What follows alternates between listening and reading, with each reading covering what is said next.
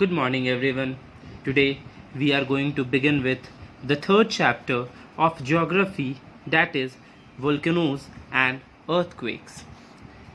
In this chapter, we will be paying emphasis to the topics such as external forces, landforms created by external forces, internal forces, landforms created by internal forces, volcanoes, its types and its effect, earthquakes, its causes and its effects.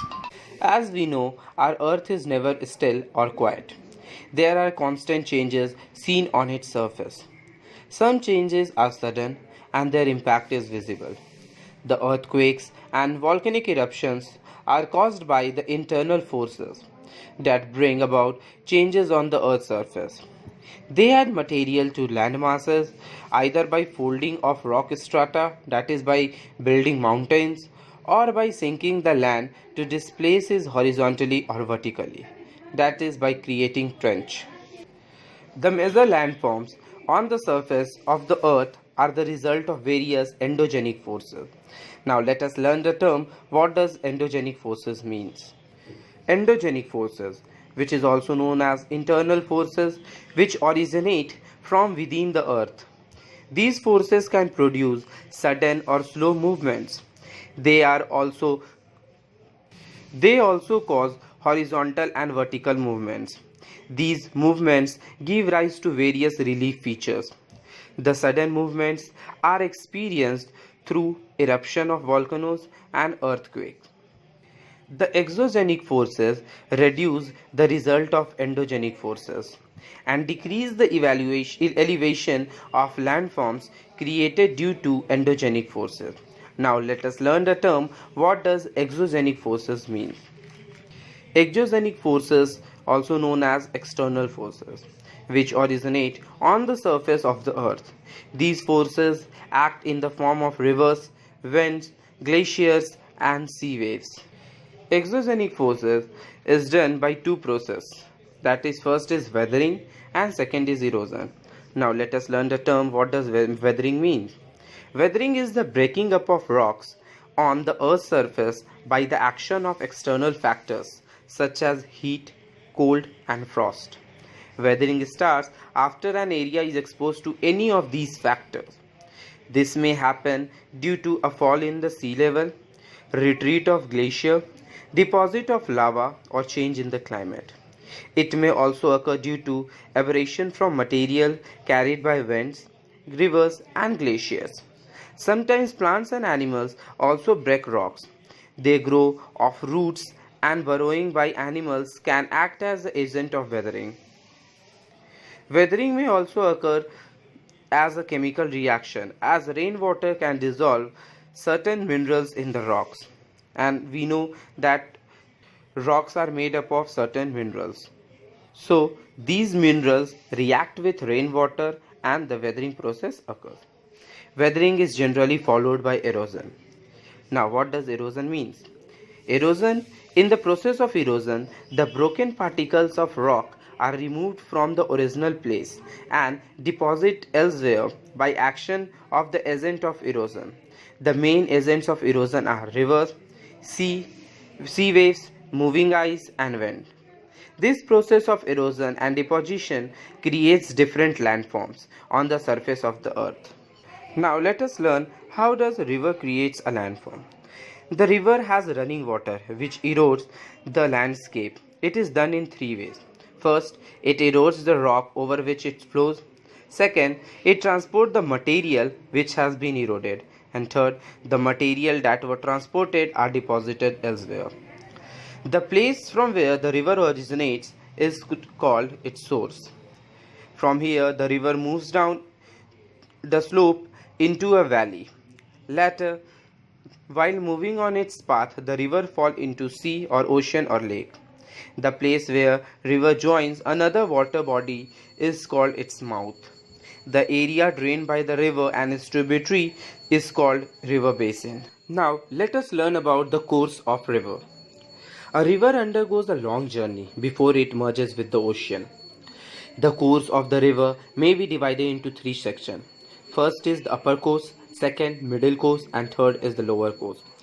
Upper course. The river usually has its origin in the mountains. The part of the river lying in the mountain and hills is its upper course. While on this course, the river important action is erosion. Due to a great velocity of the water, the fragments of rocks break and flow within the water. In its upper course, the river erodes the valley bed more than its sides. The valley becomes deep and narrow, with steep, wall-like side. Such valley is called a gorge. For example, the Grand Canyon of the Colorado River in the USA is an example of gorge. In the hilly areas, a river moves swiftly and this results in more erosion. The erosional work of the river leads to widening of river valley and it comes to known as V-shaped valley. When the river falls at a steep angle over hard rock or down a steep valley with a great force, it forms waterfall. This is an example of Angel Fall, which is the world's highest waterfall in Venezuela, South America. It falls from a height of 979 meters. Now, when the river leaves the mountain and enters the plain, its flows is no longer swift. Due to continuous erosion of the blank, हाँ page number ऊपर लिख दो और class subject भी.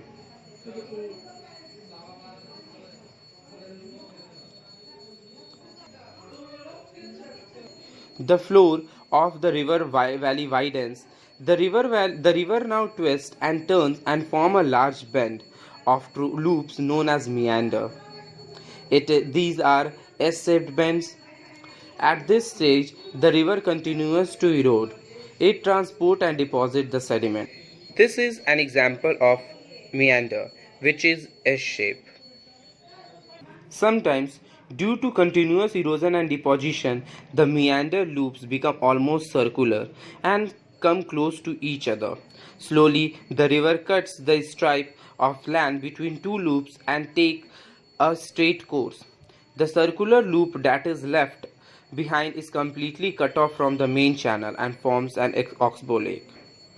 As we can see, the meander loop is almost circular and very close to each other. Slowly, the river cuts the stripe of land between these two loops and take a straight course. And this circular loop is left behind is completely cut off from the main channel, and this is only called the oxbow lake. This lake is only called the oxbow lake. When river moves to the lower coast, after completing its course, the river approaches the sea. Before it reaches its mouth, the river carries a large volume of water and alluvium. Its speed becomes slow. The excess sediments are deposited to form sandbars in the wide river channel. This divides the main river into several streams or channels called distributaries. Each distributary forms its own mouth. At this stage, a triangular shape land is formed between the distributaries of river due to deposition of the sediments, and the collection of sediments from all the mouth forms a delta. Now let us learn what does delta mean. Delta is a Greek letter first used by the Greek historian Herodotus for the triangular depositional land on the mouth of river Nile. The Sundarban Delta, formed by the Ganga and the Brahmaputra rivers, is the largest in the world.